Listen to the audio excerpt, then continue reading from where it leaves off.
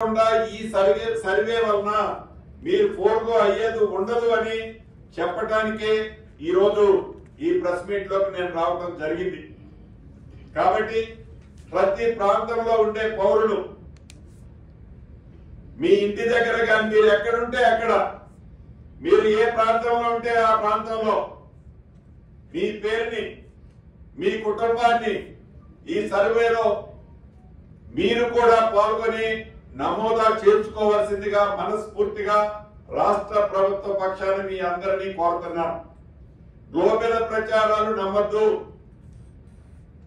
ప్రతిపక్షంలో ఉన్నాము కదా అని ఏది చెప్తే అది నడుస్తుందని నడిచే విధంగా మేము చెప్పింది ప్రజలు నమ్ముతారని చెప్పేది ప్రతిపక్షం నిజమైతే ప్రభుత్వమే యాక్సెప్ట్ చేస్తుంది.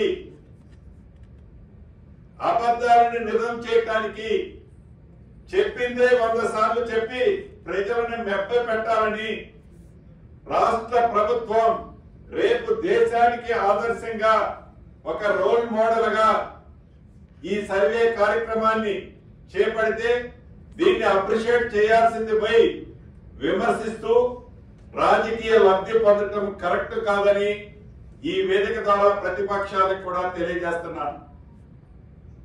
ఇంకొక విషయాన్ని ఈ వేదిక ద్వారా ప్రతిపక్షాలను అడగదలుచుకున్నాను. మీరు అధికారంలోకి వచ్చిన కొత్తలో సమగ్ర కుటుంబ సర్వే అనే కార్యక్రమాన్ని మీరు చేపట్టారు. ఒక్క రోజులోనే రాష్ట్ర వ్యాప్తంగా అద్భుతంగా ఒక సర్వే చేశామని చెప్పారు. చేసిన ఆ సర్వేని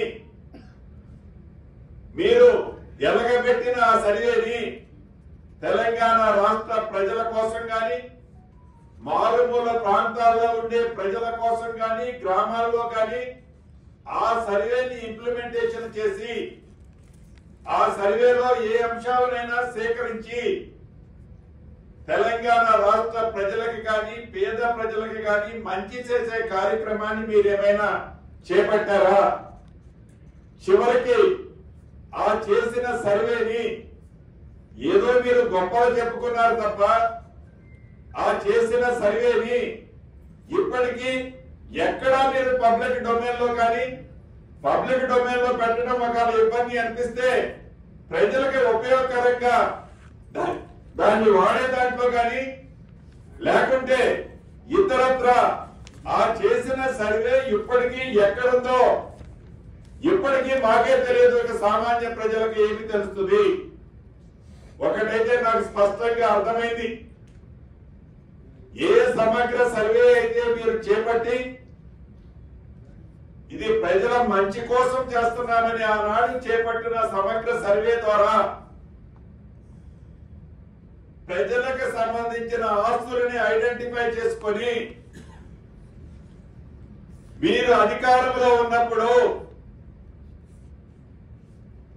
మీ ఆస్తులు పెంచుకోవడానికి ప్రజలకు సంబంధించిన ఆస్తులను మీరు ట్రాన్స్ఫర్ చేసుకోవడానికి ప్రజల ఆస్తులని కొల్లగొట్టడానికి ఆనాడు మీరు చేసిన సమగ్ర సర్వే ఉపయోగపడింది తప్ప సామాన్య ప్రజలకు ఉపయోగకరమైంది దాంట్లో ఏమీ జరగలేదు అనేది నేను విమర్శించటం నేను అనటం కాదు. అది యావత్ తెలంగాణ ప్రజలకి తెలుసు.